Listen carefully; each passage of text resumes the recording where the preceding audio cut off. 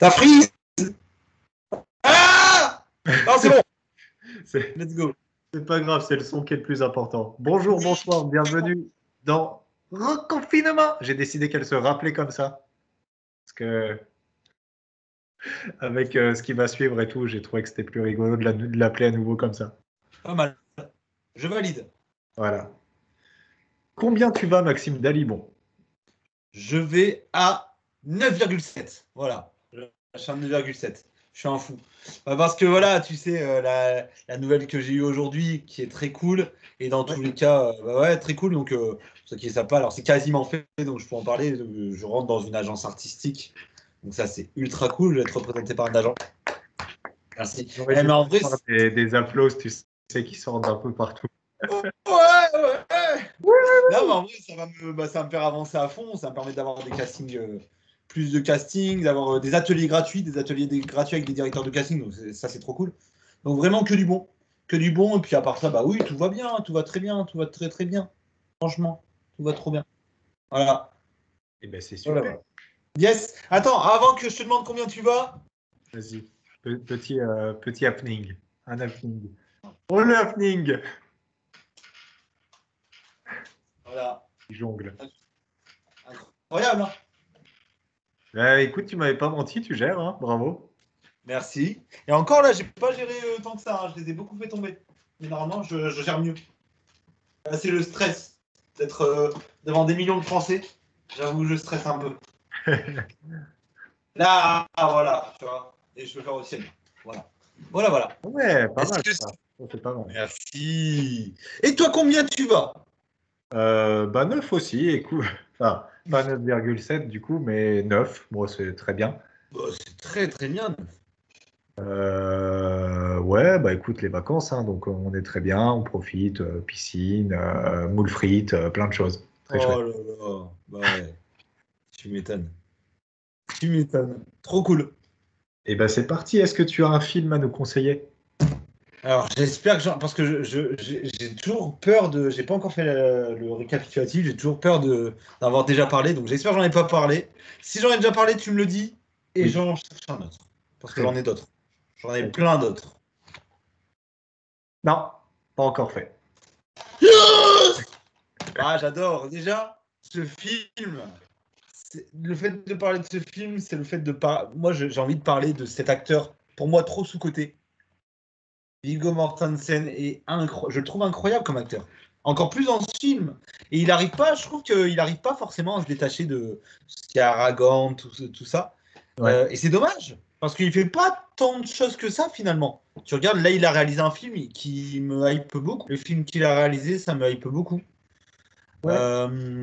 Ouais, et je sais plus comment ça s'appelle, mais ça me hype pas Par mal. contre, alors, ce qui est, je sais pas si tu as eu le même effet que moi, mais du coup, en fait, il surfe sur des thématiques qui sont un peu similaires à celles de Green Book. Ouais. Il jouait dans Green Book, je suis un peu perturbé, mais il paraît que le traitement est très différent, donc pourquoi pas. Ok. Bah écoute. Moi, genre, en tout cas, je pense soit j'irai le voir au cinéma Il a l'air très si j'ai bien, le ouais. temps. Je crois que ça s'appelle Falling, mais je suis pas sûr à Ouais, 100%. Falling, ouais, c'est ça. Je pense, il me semble que c'est ça aussi. Je suis quasi sûr. Et du coup, voilà, bah, Green Book, déjà, c'était trop bien. Et Captain Fantastic, c'est tellement bien. C'est tellement, tellement bien. Donc, ça raconte l'histoire d'une famille qui est un peu en marge de la société, on va dire, dont le père s'exclut volontairement. Ça fait longtemps que je n'ai plus, hein, donc je vais peut-être être un peu. Voilà, mais dont le père s'exclut de la société et exclut ses enfants de la société parce que bah, il veut vivre un peu en marge de la société. Il trouve que voilà. Mais bah voilà, ils vont devoir se réinclure dans la société tout au long du film. Je ne dirai pas comment, parce que je ne m'en souviens plus, mais même je ne vais pas vous spoiler. Et non, mais il y a de très bons acteurs, notamment il y a lui, je sais pas, lui, qui a joué dans 1917 du coup. Ok, j'avais jamais fait le lien.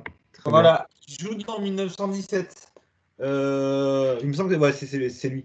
Il joue dans 1917 et il est ultra bon dans 1917. Et dedans aussi, il est génial. Il est génial. Et il y a des moments super. La reprise de Sweet Child O' Mine de Guns N' Roses, elle est incroyable. Elle est incroyable. Non, voilà, regardez ce film. le DVD, il faut que je le vois parce que franchement, le DVD, il est bien. On aime bien. On en parlait en plus, Louis. Les DVD garnis, bien garnis au niveau bonus. Et là, ça va. Il y a Making of, interview du réalisateur, avant-première au festival de Sundance. Donc, c'est cool. C'est cool. Et du coup, ça me donne envie de le revoir. Rien d'en parler, ça me donne envie de le revoir, tu vois. Donc, trop cool. Donc voilà, Captain Fantastic. C'est réalisé. C'est tellement petit. Matt. Oh là là là. Bon, c'est réalisé par quelqu'un. C'est réalisé par quelqu'un. Et c'est avec Viggo Mortensen et c'est vraiment cool. Captain Fantastic, je vous le conseille vraiment, vraiment, vraiment. Feel good movie. Voilà. Très très bien, merci beaucoup. Je t'en prie. Eh bien moi, dans un premier temps, je voulais parler de Space Jam, une nouvelle ère, puisqu'il est sorti en VOD avant-hier, je crois, et qui sort au ciné mercredi. Ah, il est sorti en VOD avant? Ok. Ouais, Ok. version canadienne, du coup, pas version française. Donc j'ai quand même envie de... Ouais, c'était un peu dur. Le film est très bon, mais c'était un peu dur. Ouais. Ah, du coup, le film est très bon. Ouais, ouais, je me suis régalé, j'en parlerai certainement la semaine prochaine quand même. Ok. Euh, du coup, moi, je vais parler, puisqu'il a quand même eu la Palme d'Or contre toute attente et suscitant de C'était nombreux sûr! débats. Mais oui, de Mais Titane. c'était sûr, en fait! C'était sûr! Oui. Ceux qui n'ont pas la référence doivent se dire, mais qu'est-ce qui lui prend? Pourquoi il fait ça? Mais encore, j'étais soft, hein. Ouais, c'est vrai. Normalement, c'était sûr, en fait, c'était sûr. Après, tu démontes ton bureau, t'as le truc comme ça qui fait comme ça. Enfin, voilà. C'est une catastrophe. Et oui. Et de voir mon jogging dégueulasse. Voilà. Bien, ouais, again. Eh, t'imagines, heureusement que j'étais pas à poil. T'imagines, j'aurais fait ça et j'aurais fait cette blague-là. Et que je suis à poil. Oh, t'es con, putain. Je sais pas, ça dépend des attentes de nos spectateurs. Moi, j'en sais rien. Ouais, ouais, bien sûr. Bah, c'est rare que je sois habillé, donc heureusement que là, j'étais habillé. T'imagines le gars. Non. Non, mais du coup, vas-y. Donc, Titane, qu'on a vu ensemble euh, Ouais. sur Paris. Un film plein de rebondissements inattendus, dont on ne sait jamais où il va nous mener. Ça, je pense qu'on sera d'accord là-dessus. Grave.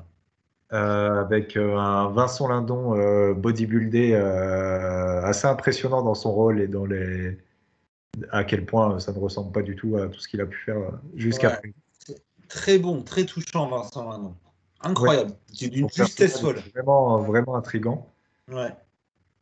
et attachant. Plus attachant évidemment que le personnage très difficile à cerner joué par Agathe Roussel. J'ai plus le nom des personnages par contre.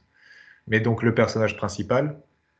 Ouais. Euh, euh, qui a quelque chose quand même de très captivant dans sa manière de jouer, qui te rebute, mais qui en même temps te fait te poser plein de questions sur qu'est-ce qu'elle pense à tel moment, pourquoi est-ce qu'elle agit de la manière, de telle sorte, etc. Certaines scènes, on le sait déjà si on connaît un petit peu Julia Ducournau et qu'on a suivi un petit peu la promotion de Grave et de ce film-là. Certaines scènes sont assez dures à voir, même très dures à voir. Très violente, mais ça, on était aussi d'accord là-dessus. La réalisation est sublime. Ouais. Le scénario et les thématiques abordées sur l'affiliation, sur la perte de l'enfant, etc., apportent beaucoup de questionnements. Et du coup, c'est un film qui m'a beaucoup parlé et que j'ai suivi avec plaisir et dont je souligne les prises de risque malgré quelques défauts, hein. On va pas spoiler, mais par exemple, je trouve que la transition euh, entre la première et la deuxième moitié est très curieuse, très bizarrement faite. Ouais. Euh, je sais pas si tu vois ce que je veux dire, à partir du moment en fait de l'intervention de Vincent Lindon. Ouais, ouais, si, si, je vois ce que tu Ouais, vois, ouais. Je vois. Je vois carrément. C'est très curieux, effectivement. Ça m'a moins gêné, mais c'est. Oui. ouais. Je vois ce C'est que tu veux dire. bizarrement fait en fait. Ouais, non, C'est non, un mais ça peu, est aussi. Hmm. c'est un peu allez hop, Ouais, on passe à ça, c'est parti. c'est Et ça. c'est pas d'où C'est ça un vient. peu. Exactement. Ça et aussi, mais c'est pareil, on en avait parlé, c'est trop de trash qui parfois tue le trash. C'est-à-dire que autant ça marche Ouais, très bien, elle le maîtrise super bien, autant il y a des trucs, et on disait, on va pas spoiler, sinon ça spoil des trucs. Il y a des trucs, clairement, qu'est-ce que ça foutait là? Non, c'était pas à mettre. Enfin voilà, pour moi. Mais ça reste un très bon film, et je suis totalement d'accord. Est-ce que c'était le meilleur film de cette sélection du Festival de Cannes? Je ne sais pas. Pour ma part, j'ai pris. De quoi? C'était Annette. Ah oui, non mais et en plus c'est exactement ce que j'allais dire. Pour ma part, j'ai préféré Annette. Annette était mieux, même mieux réalisée. Titan est génial, vraiment génial. Mais Annette était mieux réalisée, mais c'est ultra mérité parce que c'est tellement cool de soutenir un film de genre comme ça, un film de genre français, dans une industrie cinématographique française qui a du mal à produire des films de genre, même si là ça revient petit à petit, ça a du mal à produire des films de genre. Et donc c'est très très cool. C'est très très cool. Là, c'est bien parce qu'il y avait eu un dernier voyage, je sais plus, Hein. qui était très cool. Un dernier voyage, bon, un dernier voyage en tout cas, mais qui était très cool. Il y a sur Netflix, comment je suis devenu super-héros, que j'ai trouvé. Voilà, moi, j'ai pas accroché. Je sais que toi, tu as plus accroché. Mais ça reste un film de genre et ça reste cool. Ça reste un beau risque pris. Je trouve ça vraiment important. Et là, Titan, ben ouais, malgré les quelques défauts qu'il y a, c'est un très très bon film. Si vous avez le cœur accroché, foncez. Foncez. C'est génial. Ouais. Voilà. Mérité. Et, juste pour conclure, avant de passer à la série, j'aime beaucoup le pitch écrit sur Allociné. Après une série de crimes inexpliqués, un père retrouve son fils disparu depuis 10 ans. C'est vraiment impeccable pour pas en dire trop, même si pour avoir vu le film, c'est un peu bizarre. Mais, Ouais, j'avoue. mais c'est pas mal, Mais ça intrigue. c'est cool, voilà, c'est intriguant. Non, j'avoue que là, ouais, c'est pas mal.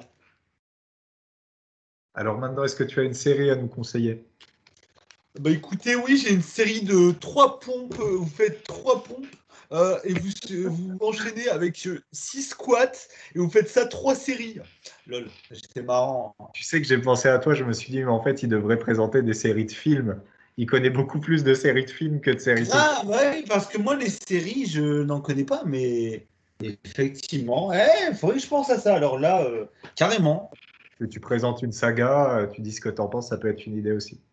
Bah grave, bah, en vrai, je peux commencer là. J'ai une saga qui me vient en tête. Ce ne Vas-y. sera pas Harry Potter, parce que je garde Harry Potter pour plus tard. Mais en vrai, une des meilleures sagas de tous les temps, Le Seigneur des Anneaux. Voilà, Le Seigneur des Anneaux, qui est. C'est incroyable. C'est vrai que c'est pas con. Mais d'ailleurs, attends, en plus, c'est dans l'actualité. Il y aura une série Seigneur des Anneaux. D'ailleurs, t'es hypé C'est la vrai. série Seigneur des Anneaux? Bon, bah oui, quand même, parce que on sait que ce sera forcément spectaculaire, c'est un énorme budget, donc c'est. Même si il y a sûrement des failles scénaristiques, enfin, on ne sait pas, on verra, hein. Mais en tout cas, ça promet d'être au moins spectaculaire. Ouais, moi, je suis très hypé. Très, très Ouais. hypé. Du Et coup, je bah, sais pas qui ça. est derrière, par contre. Ça, j'avoue que c'est un peu la loterie. Ça va dépendre Voilà. de qui produit, de qui écrit, de qui réalise, quoi. C'est ça. Bon, on verra bien. Moi, je suis très chaud. En tout cas, vraiment, j'ai très hâte. Et c'est vrai que le Seigneur des Anneaux et le Hobbit aussi, on peut inclure le Hobbit du coup dans cette série de films. Ouais. Le Hobbit qui est moins Même bon, si qui c'est souffre très de la différent, comparaison. ouais, c'est très très différent. C'est très différent. On est totalement d'accord. C'est très très différent. Le Hobbit qui est plus, en fait, qui est Bon plus public. trop.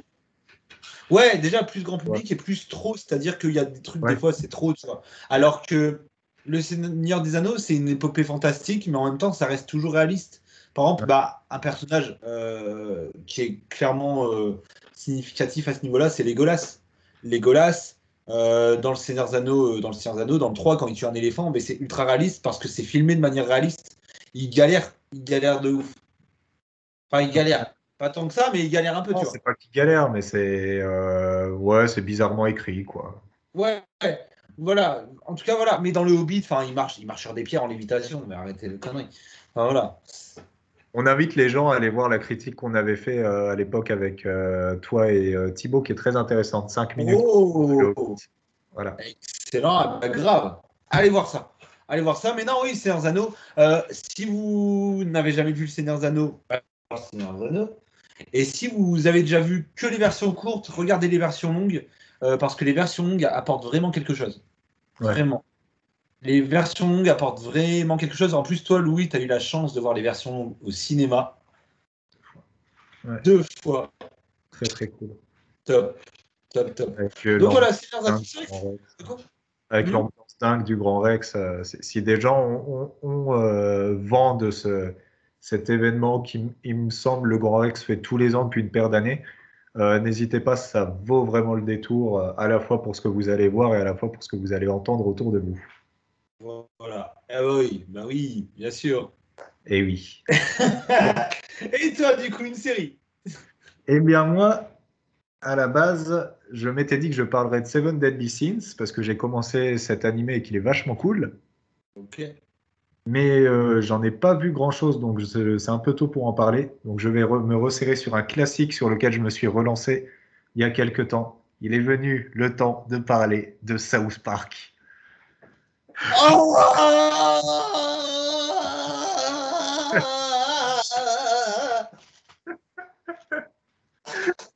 Quel con. J'en ai marre. C'était quoi cette boîte agonisée? Mais qu'est-ce que c'est?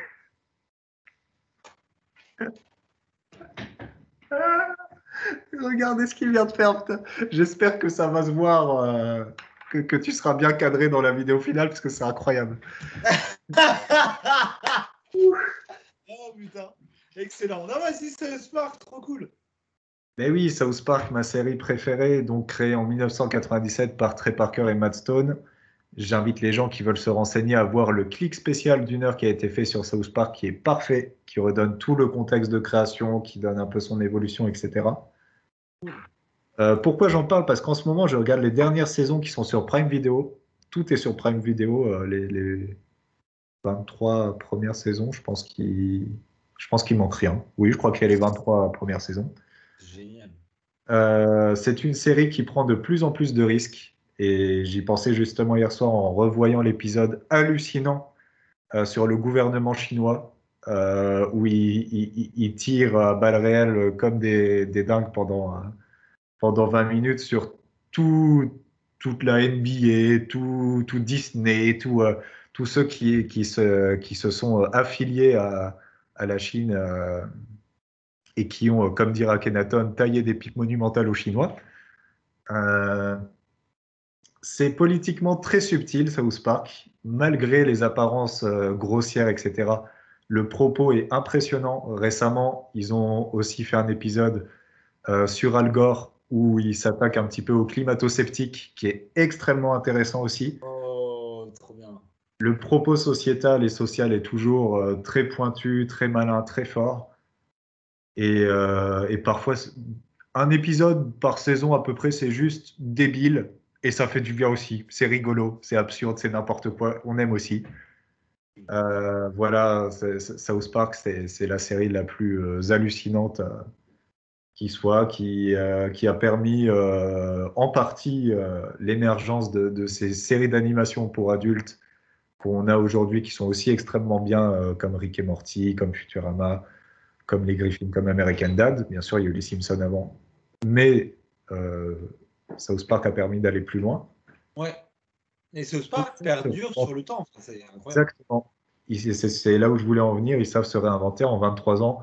Contrairement aux Simpsons, ils ne sont pas enterrés dans une formule carrée et qui lassent. Ils ont su s'adapter. Ils analysent l'actualité en temps réel. Hein. Les épisodes de South Park, c'est fait en 3 jours généralement et c'est des analyses directes sur l'actualité récente. Et maintenant, en plus, les épisodes se suivent, ce qui est très très cool. Depuis 3-4 saisons, ils ont vraiment des arcs narratifs par saison avec tel personnage qui va cultiver de la bœuf loin de sa ville, des histoires comme ça. C'est vachement cool. Cool. Donc voilà. Est-ce que tu auras un conseil musical à nous donner? Non. Non. Si, alors moi, je n'ai pas des groupes, j'ai plus un style musical. C'est vrai qu'en ce moment, moi, j'adore tout ce qui est les années 80, tout ça. Et en ce moment, j'écoute, alors pardonnez-moi mon anglais dégueulasse, de Oui. la Retro New Wave. Rétro New, Rétro New Wave. Retro New Wave. Alors, rétro new wave, enfin, la new wave, rétro wave, voilà. Et c'est très cool. Euh, alors, je sais pas si ça s'appelle comme ça, c'est plus une chaîne YouTube qui s'appelle comme ça, il me semble, ou ouais, rétro new wave. Et en fait, c'est des styles de musique contemporaine, mais qui sont faits dans un style très synthé, avec voilà, vraiment style années 80. Et j'adore ça. Ça me met dans un mood. Rien que tout à l'heure, j'étais pour la petite histoire, j'étais dans un petit Flixbus. Et j'écoute ça et je me dis putain c'est cool. Et je suis bien juste, j'écoute ça et je regarde le paysage. ouais. Et non, c'est vraiment cool, ça met dans un bon mood. C'est toujours très, c'est des musiques très colorées. Voilà, ce sont des musiques très colorées. Euh, Faut aimer beaucoup de, enfin voilà, il y a beaucoup de musique. C'est vraiment, c'est pas subtil. Voilà, c'est sûr que c'est pas subtil. Mais j'aime beaucoup. Voilà, donc c'est pas un groupe, c'est plus un style. Voilà. Et j'aime beaucoup ce style. Voilà, en ce moment, je me suis découvert cette passion-là, pas la passion des années 80 que j'ai depuis longtemps.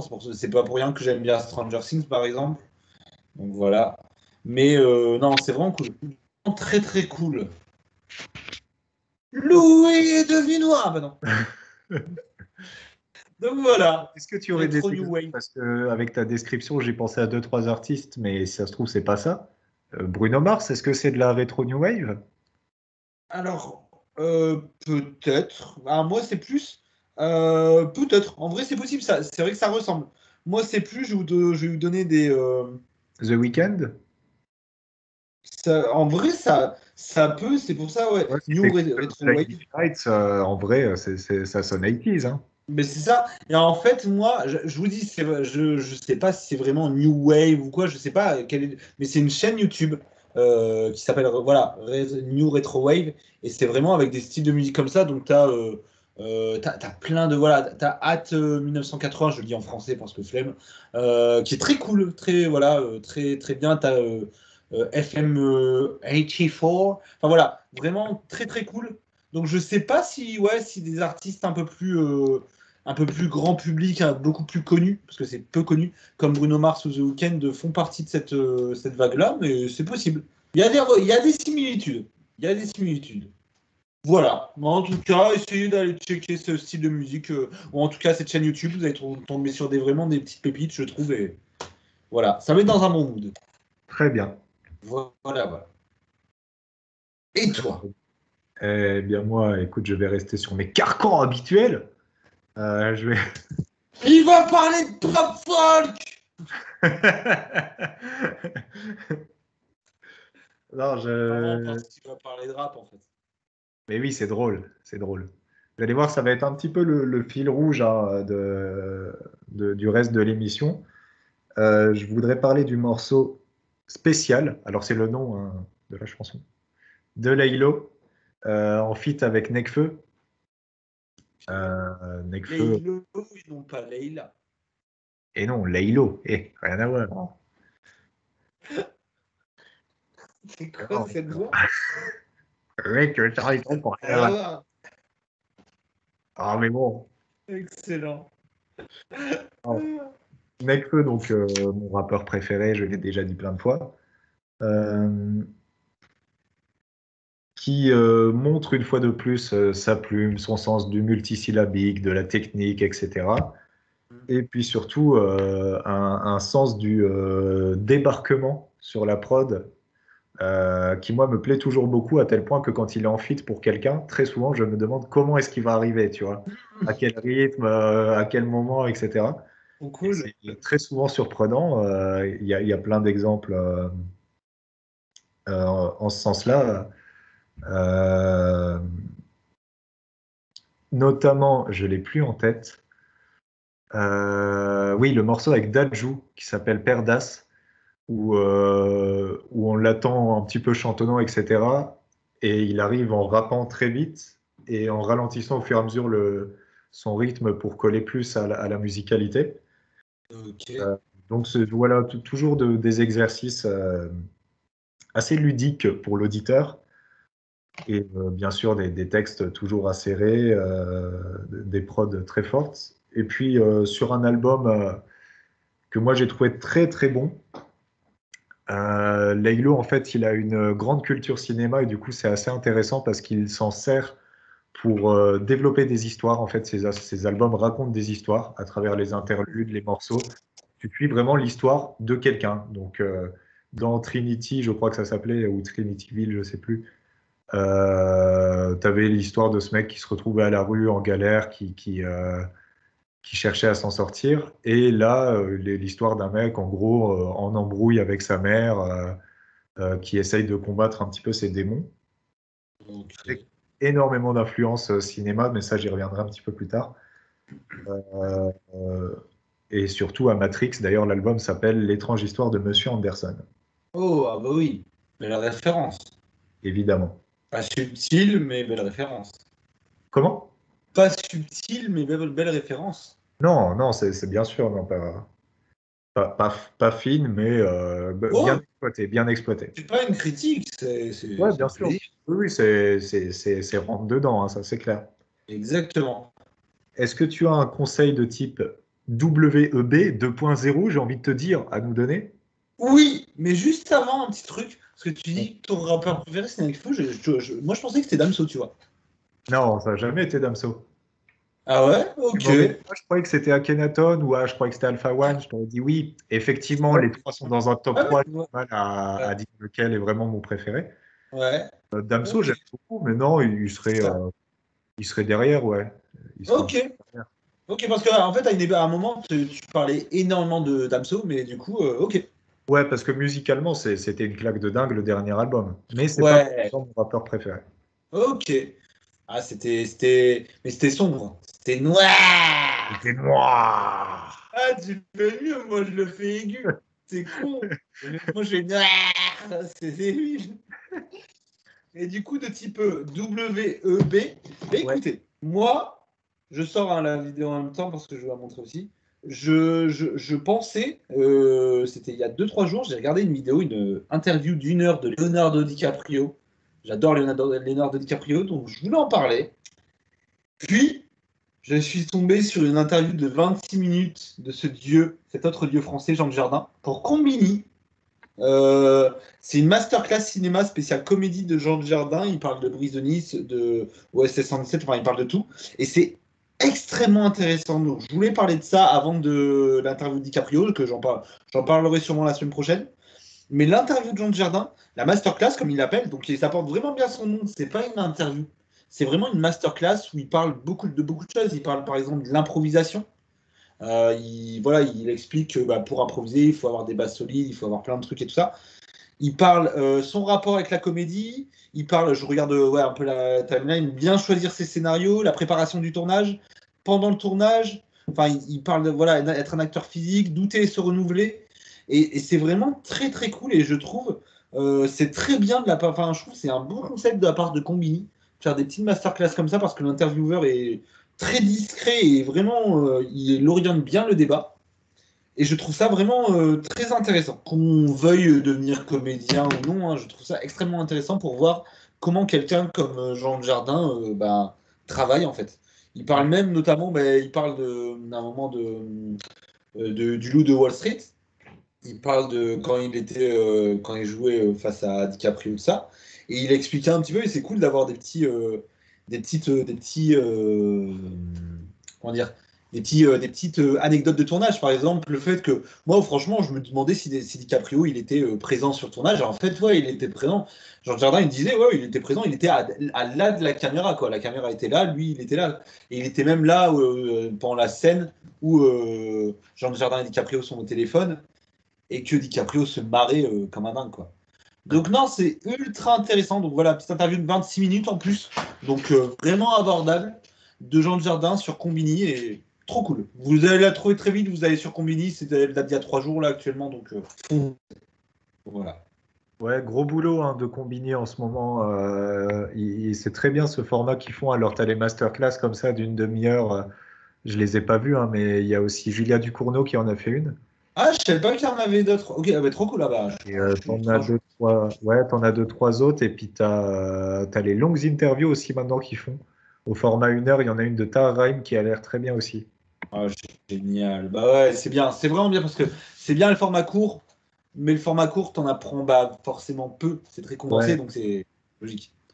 Donc ouais, c'est ouais, cool. c'est clair, Ouais, après, il faut qu'ils fassent les deux. Parce que s'ils se Oui, bien contentent sûr. que des longs trucs, bah, ils perdront des vues, déjà.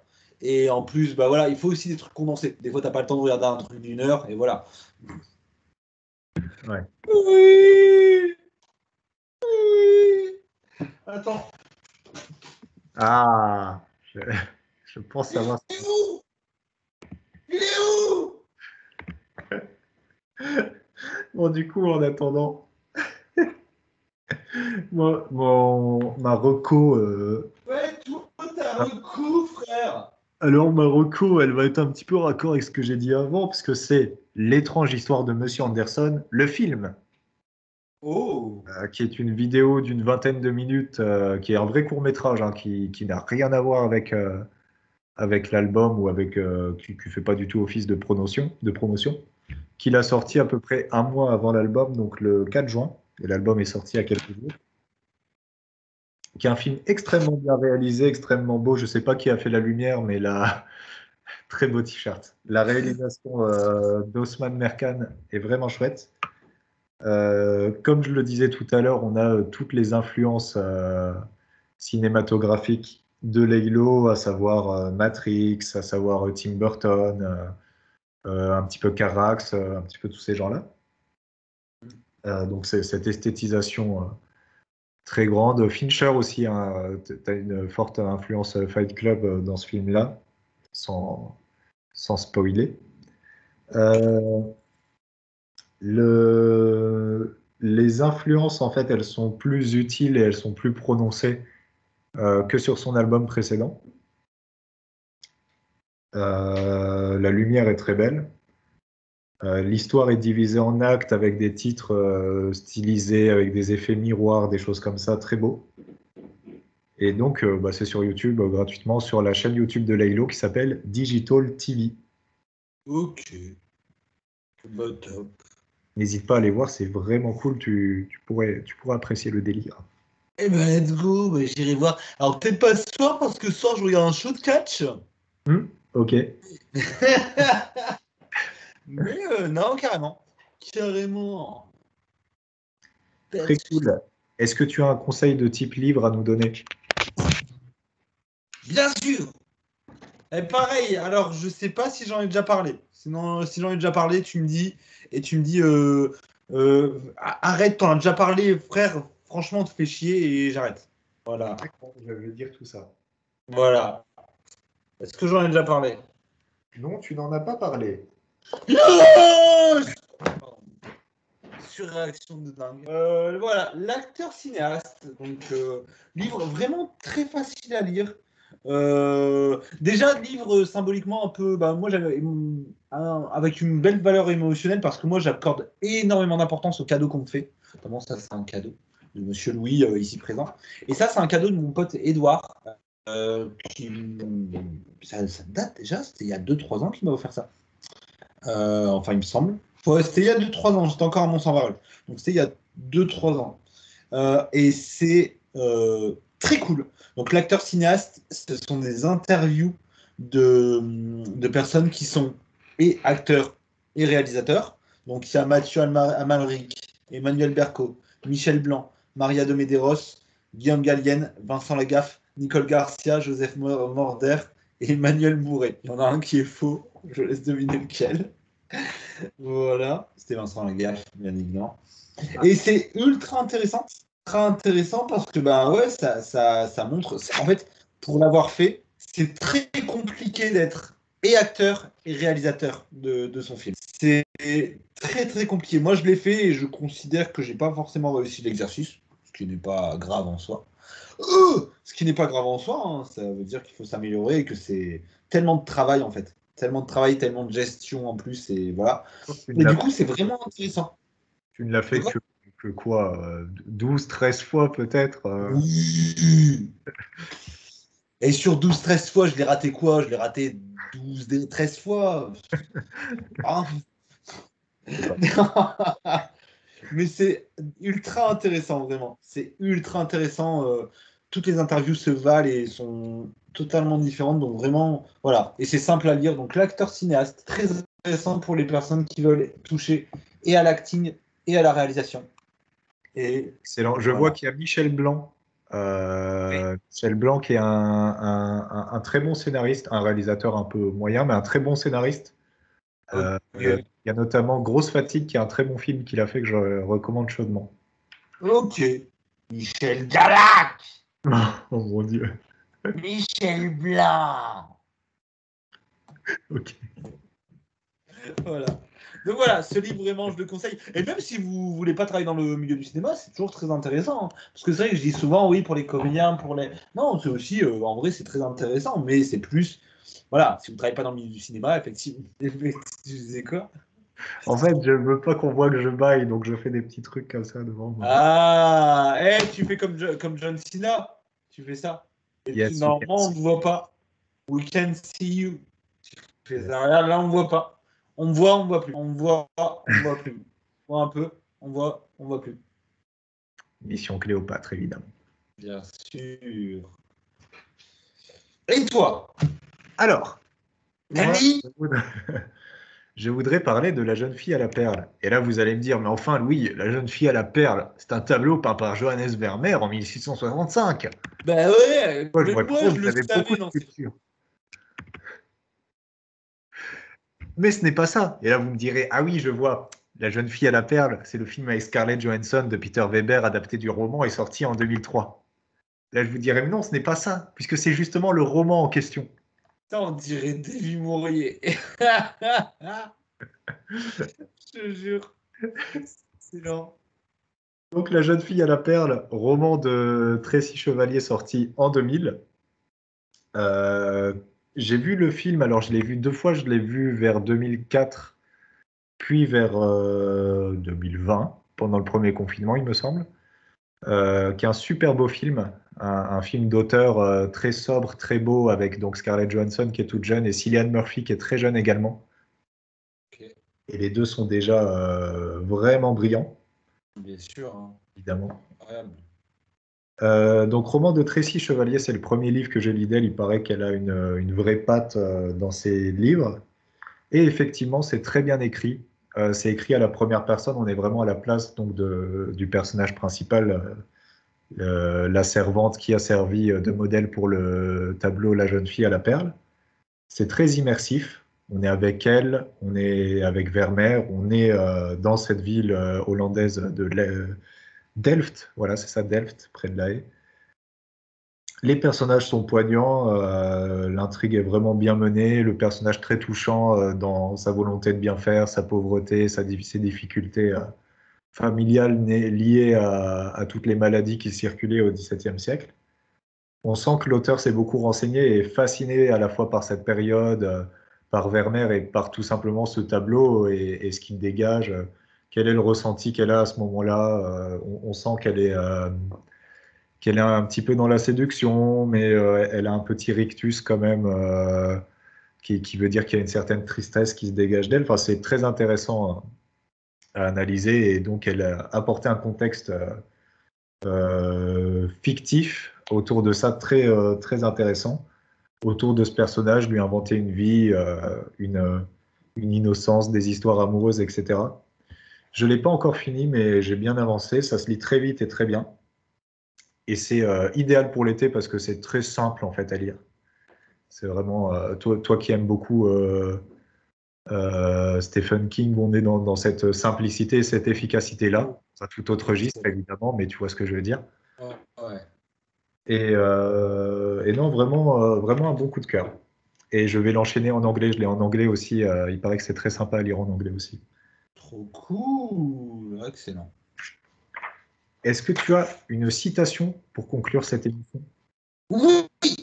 Alors, comme d'habitude, la source, c'est Google Images, donc pas sûr. Mais j'ai trouvé une citation que j'adore de Nelson Mandela. Si c'est lui, que ce soit lui ou non, c'est la citation elle est géniale, qui est je ne perds jamais, soit je gagne, soit j'apprends. Et Ah bah oui. j'adore ça. Voilà. Très Voilà. Et j'adore ça parce que effectivement, chaque échec, voilà, chaque échec n'en est pas un selon ce que vous en faites, tout simplement. Oh On n'en sort pas indemne. Ah Attends. Je veux pas voir ça.